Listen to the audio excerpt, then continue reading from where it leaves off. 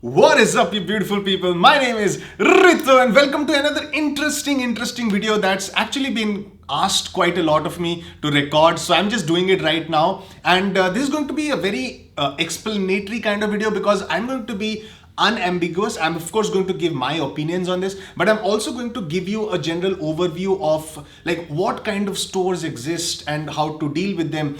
Because what has happened is that several different types of stores have gotten popular over times, and every few months a new type of store comes up and generally that gains popularity. So in this video, I'm going to break down all the different type of Shopify dropshipping stores that you can create. And then I'm going to discuss the pros and cons of each type of store. And then I'm also going to give you an option to choose what's best for you. Because I'm going to explain to you, like, because every person is different. Everybody's got a different risk appetite. Everybody's got a different budget. Everybody's got a different mentality. So I'm going to dive inside it, like, and give you a sort of solution to so that you can choose and pick what kind of store is best for you. But of course, if you're already running a store, this video might give you a hint on how to progress further with your current store as well as the plan to move forward if you want to create new stores. If you don't have a store, if you have never created a Shopify dropshipping store before, then this is going to give you the answer on what type of store to build. So I think we're all ready and let's begin. Alright, so general, niche, one product store, which one's right for you? Let's discover that inside this video. Now, there are primarily four kind of store types out there that are majorly popular, and I'm going to break down each and every one of these. So the first is, of course, a general store where you can add any type of product. The sky is the limit. You can add all sorts of niches, all sorts of categories, all sorts of products inside one little store, and then you can start to advertise them. Now, some examples would be Inspire, Uplift, Blue Crate, and you know who, the store I run.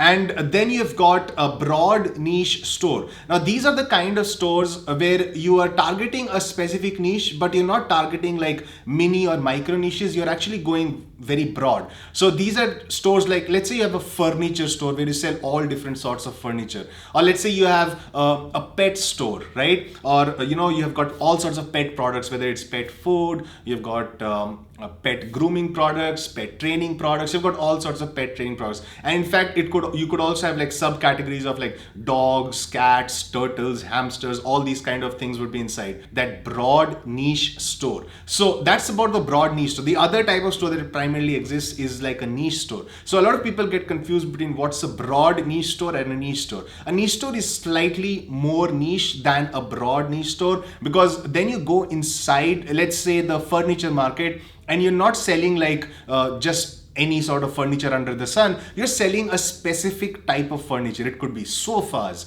or beds or chandeliers. And inside, let's say you are interested in the pet niche. So you could actually be selling, let's say, dog grooming products. So that would be like a niche. So any like mini or micro niche that you're targeting, and what you will do is you'll add products that are related to only that mini or micro niche. So if you were to have like a dog grooming store, then you would only add products that were related to dog grooming. And the final type of store that has gained a lot of popularity in the last few months is basically a one product store. Now, one product store doesn't necessarily mean it's only going to have one product, although I have seen stores that only sell just one product on their store. So the home page and the product page, it's all about that one store. Generally, what a one product store means is that you have anywhere between 1 to 10 products on that store, and those are like tightly knit products. Some examples would be like a specific design of crystal chandelier, and then you would have like 4 or 5 different accessories that would go with the chandelier, maybe LED bulbs or strings or something like that. Or you could also have a couple more types of a similar type of crystal chandelier, but maybe in a different design. Another example of a one product store would be, again, keeping in line with that pets and then dog grooming. So you would probably sell like a dog collar product. So your one product would be a dog collar. Let's say it's a magnetic dog collar, right? And then you could have other related products inside that one product store that people who were actually interested in that one product would buy. It could be like a leash that could go with the dog collar. It could be some dog tags. So some interesting things that would be highly and tightly related to that dog collar that you're selling. You could also sell, let's say you have a magnetic dog collar, you could sell like a Bluetooth dog collar with a kind of, a text that goes up and down with the dog's name or something. I don't know what kind of products exist in that niche. I'm just giving you an example of how you would do that.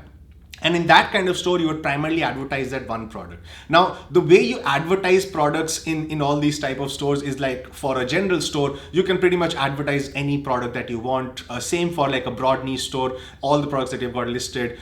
For niche stores as well as for one product stores, you're restricting yourself to specific products inside that niche or that one product. And then whatever customers you're acquiring, they will be interested in other products that you have on your store. So now let's dive into what are the pros and cons of each kind of store. So let's start with the pros. So for a general niche, of course, it's a beginner friendly model, right? Because you can try out all sorts of products. So it's basically a beginner friendly model. And because you can advertise pretty much any product under the sun, so you have the ability to pivot or the flexibility to advertise any product you want, right?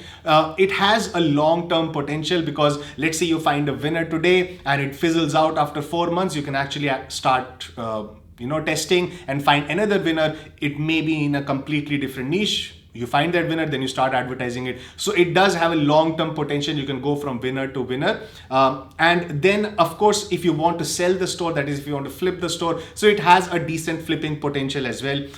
It is a very, very low risk kind of a model. And I'll explain risk as I explain the other types of stores. And of course, is the fastest and easiest to set up because very little branding elements go into it. You just need like a logo, decide on a color scheme, and then just dump as many products as you'd like. Let's go with the pros of a broad niche store. And for that, again, it's a beginner friendly model because again, you're advertising a broad niche. You're not advertising like micro niches, you're just going broad. So taking that furniture example, so you could find a lot of products for like furniture. You could start dumping them on your store and then suddenly you have yourself a store.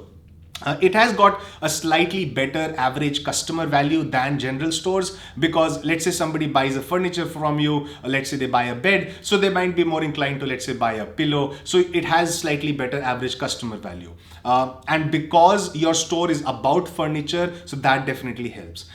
It does also have a long-term potential because again, it does offer little flexibility, but not as much as a general store. So if you were to, let's say, open up a broad niche store based on your initial research, and then suddenly you realize, let's say, a month after testing that niche just isn't hot, so you might be in trouble. But it does offer flexibility that you can at least advertise a lot of different types of products inside that niche in order to find your winner.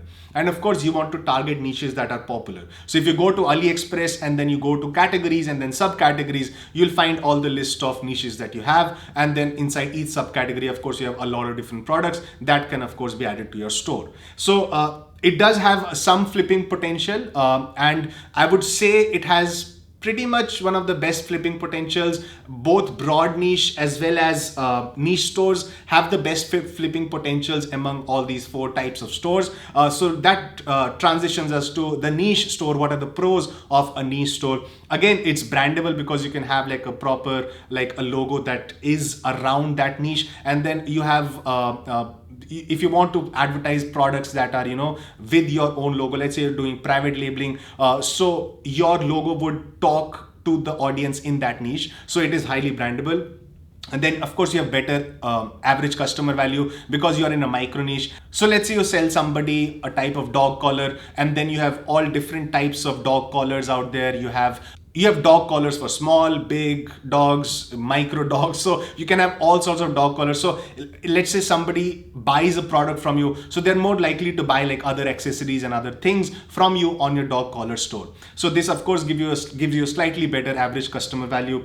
It does have medium-term potential. Now, I say medium-term potential and not long-term potential is because like demand for a certain niche goes up and down. If you ride the wave, you're in for a good return. But if you, let's say, hit the wave after the demand for a different that niche product is gone, then it might be tough until another trending product comes up in that particular niche. So then it has medium-term potential. It also has flipping potential because again, you can create a brandable store that can be sold in the future. With one product stores, the pros are it is highly brandable because you have your own logo that is around that one product, and then that logo is stamped up. You can, of course, do private labeling on that store, and that would probably be the idea for you to create a one product store if you want to do private labeling in the first place. So you would create a brandable product, and then, of course, you would have other highly related products that would again be branded to your store. It would probably have the highest conversion average customer value, that is the lifetime value of a customer, among all the other stores, because let's say somebody buys one product from you, they are much more inclined to buy like 4 or 5 different products from you from that one store. Maybe all of the products you've got, let's say you have 5 products, you can bundle them up and sell them together. So it probably has the highest average customer value potential. But listen, like a lot of the concepts here are of course speculative, because let's say you have a broad niche store, right? And you find yourself like a bed, let's say you're in the furniture broad niche store, you find yourself a bed that's selling really well for you, and then whatever customers you acquired, maybe they even end up buying chandeliers from you, they end up buying wardrobes from you, a lot of different furniture from you. Then suddenly a broad niche store will have a higher average customer value than a one product store, because on a one product store you only have those like limited set of products to sell to them. After you've sold those products to them, they'll no longer buy anything else from you. So it's speculative, and it just depends on the kind of product, what niche you're in, what is the spending potential and capacity of the customers in that niche. A lot of it matters. Low ticket, high ticket, average ticket, a lot of these things matter, because every niche has different kind of buyers inside it. So it would just depend on what kind of niche you select in order to set up your store. So let's move on to the cons of each of these type of stores. For the general store, of course, it won't have the best average customer value. Somebody buys an item from you, they are very unlikely to buy again from you. So it has got a low repeat customer rate, and then you have got low brandability, because of course you have a logo that is generic. So that name, while it can be put on like products that you private label, but the overall look of the store, because there are all different sorts of products, you can't private label all the products on your store unless you're Amazon, but you're not influencer friendly also. So that is one big point. Like generally Instagram influencers and other influencers tend to prefer like niche stores instead of like general stores, right? That is one inherent risk, and of course it seems spammy if not set up the right way. Then you have a broad niche store. Some of the cons of a broad niche store are that it has a decent risk. It's not, I would not consider a broad niche store a low risk. That is, if you set it up, you do run the risk of not finding a winner in that particular broad niche. So you don't have the flexibility to pivot off. So which brings me to the limited flexibility point as well. And then let's move on to the niche store. Again, it's got a high chance of failure. So let's move on to niche stores now. Niche stores have a high chance of failure because especially like if you're and even if you're an intermediate kind of a marketer, let's say you do your research, you find a trending product and you find a niche with some trending products in them, you start advertising them, you set up your store, of course, you do all the hard work in doing that, you set up your Facebook ad account, you create your ads, and then you start advertising your store. And if none of those products work out for you, let's say you find 3 trending products in a particular niche, none of those products work for you, even after spending thousands of dollars, then you're suddenly stuck. All right, you either have to close the store down and start a new one, or yeah, that's pretty much it. And then that also brings me to like, it's got decent risk associated with it, and very limited flexibility in terms of advertising other products. The only option for you is to basically close the store and start advertising in a new niche, or basically wait for some other trending product to come up in that store. And that's basically not a business. With one product store, also you have several cons. The first one would be it has got short-term potential, because every product has like a trend life. So some products that are in trend right now, if you ride the trend wave of that one product, you can probably do a lot of good volume for a few months, maybe even a year or two. But then there's going to come a point where that one product just fizzles out. So you have to close the store. So I'm saying short-term potential for one product stores. Again, it has low flipping potential because like buyers understand. I'm saying low flipping potential, I'm not saying no flipping potential, because it does have flipping potential if you sell the store after achieving certain results, and then you get a buyer where you can buyer of the store where you can showcase to them the future growth that is possible with that store. In that case, it can be flipped. But if somebody sees like a one product store And especially if you don't have like a superb market advantage, let's say you have the best product out of all the other players in the market, and you have like the best supplier and a solid customer support system, that of course increases the chances because you already have a certain market share of that product. But if you don't have that, then you have very low like flipping potential.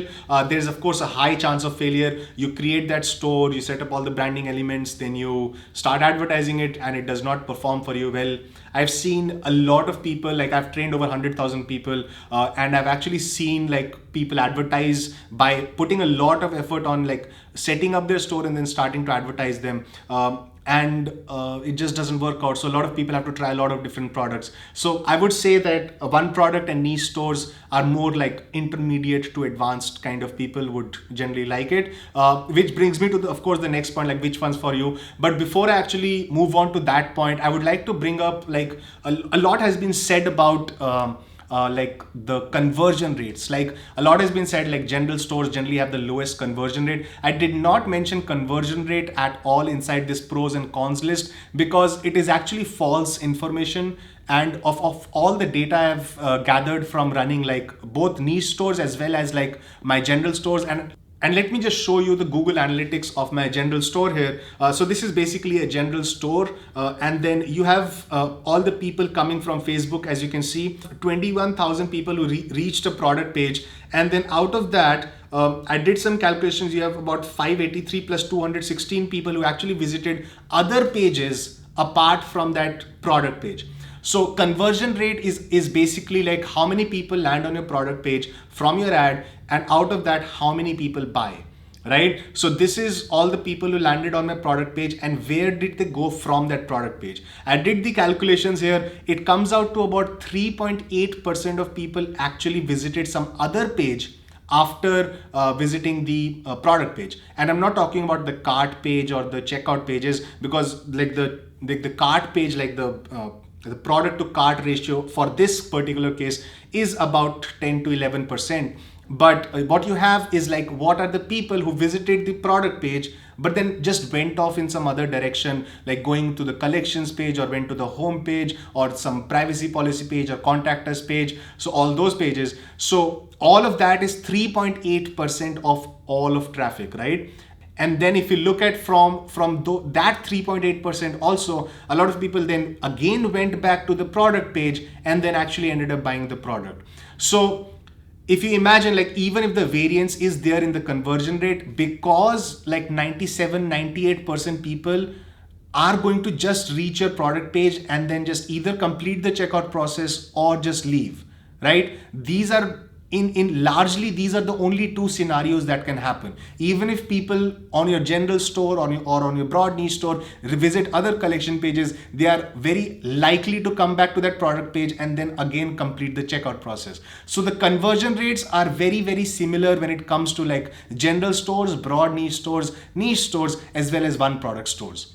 Which brings me to the final point, which is which one's for you. So in order to figure out like which one's for you, I had to rack up my brain and I had to think a little bit about it. Now, of course, I do not know who you are, what your dreams and aspirations are, what your goals are. So it's going to depend a lot about those things and what you personally prefer. See, in the end, I've given you the pros and cons. You can of course make an informed decision on what you prefer based on what your like long-term, short-term goals are, both revenue-wise as well as what you want to create and showcase to the world, right? So in terms of like being like a little bit generic, but I have these like a few criteria that you can look at in order to figure out which store's right for you. So if you are a beginner, all right, if you would classify yourself as a beginner, and I would classify anybody with a beginner who has never done like, let's say $1,000 days in the past. So if you've never done $1,000 days on any e-commerce store in the past, you're probably a beginner right now. So if yes, then you would want to go for either a general or a broad niche store. Those are both beginner friendly. If you're not a beginner, if you're intermediate or advanced marketer, then you of course have better research capabilities, you have better knowledge about demographics and advertising. So you have better potential of like making it, of killing it with your niche as well as one product store. You have a better potential of making that successful. So in that case, I would recommend a niche or a one product store. What's your risk appetite, right? So if you have a high risk appetite, let's say you don't really care about if you set up a store, even if it fails, you won't give up, you will start another one. It's you set up another store, you can give up. If you have a high risk appetite, you want to go for a niche or a one product store. If you have a decent risk appetite, you would want to go for a broad niche store. If you have a low risk appetite, that is you want to just set up one store and just work on it, you want to go for like a general store. What is your ad budget like? I'm not talking about total budget you have for running your business. What is your ad budget like? If you have less than $5,000 to advertise, it won't make sense for you to open up like a niche or a one product store, because in making a niche or a one product store work, because you have to warm up your pixel and you have to, in order to make it profitable, especially in competitive scenarios, it does take a lot more money to actually make it happen, because you're restricted to that one product. You only have to dump all your budget on that one product. Even if it is not working, you have to keep advertising that one product or that particular niche items inside a niche store, right? So if you have a greater than $5,000 budget, I would recommend going for a niche or a one product store. If you have a less than $5,000 ad budget, I would recommend going for a general or a broad niche store, right? And most importantly, like, what's your primary traffic source? If you're going for just Instagram influencers, it makes no sense to go for a general store. Just open up either a broad niche store, a one product store, or a niche store.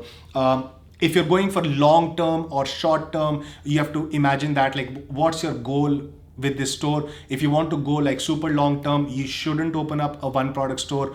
You ideally shouldn't even open up a niche store. You should go with like a broad niche store or a general store. If you're looking for short term to medium term, you could do like a niche or a one product store. So it just depends on what you want. And finally, visualize what's more important for you. And that is, of course, the most important thing. What do you want to do with your store, and what is your vision like?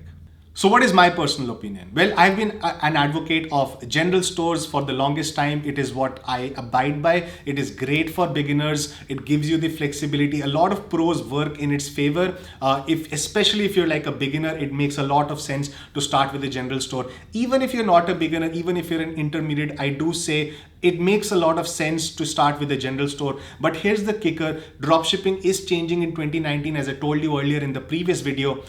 So what you want to do is, once you gain some traction with your general store, you want to advertise products of a particular niche. So what you do is, of course, you would, let's say you advertise 20 different products. Out of that, you find one or two products that are working well for you. Whichever is the best product that works well for you in terms of ROI and longevity, you want to actually start adding similar kind of products to your store. So you're basically creating a niche within your general store, and you're advertising all those kind of products inside that niche. And then once you're ready to private label, that's once you're ready to brand yourself, then you can, of course, you have the flexibility to hide all the products that are not related to that particular product or niche, and then you could only showcase the products, the winning product that you have, that you've got branded, as well as tightly other related products on your store. So I basically call this the progression strategy, and that is something I'm undergoing right now. I'm in the planning for this, and what I want you to do, especially going forward in 2019, as I told you, I want you to build a long-term business. So this progression strategy is what I'll explain to you in the near future. So keep a watch out for that video. Now, here are some next viewing suggestions for you after this video. If you want to learn about Shopify store setup and how to do the basics of setting up a Shopify store, watch my 30-day Bizathon 3 challenge, the playlist, and all of these recommendations are inside the playlists tab of the Flying Start online channel. So just wherever you are, just go to the playlist tab and you'll find all these playlists. Start watching them. If you want to learn about Facebook ad basics, check out the playlist. That's Facebook ad success for Shopify dropshipping. It's got 12 videos inside it. Super duper helpful for beginners as well as intermediates. If you want advanced e-commerce concepts about, let's say, SEO as well as copywriting, buyer psychology, then check out the Shopify Dropshipping Mastery series. And then, of course, you have the advanced Facebook ads training, which is my entire journey of running my store, which is Bizathon 7. And you can find that playlist also in that playlist tab. So these were some viewing suggestions for you after this video. I'll see you in the next one. And remember, dream big, make it happen, and just do what needs to be done.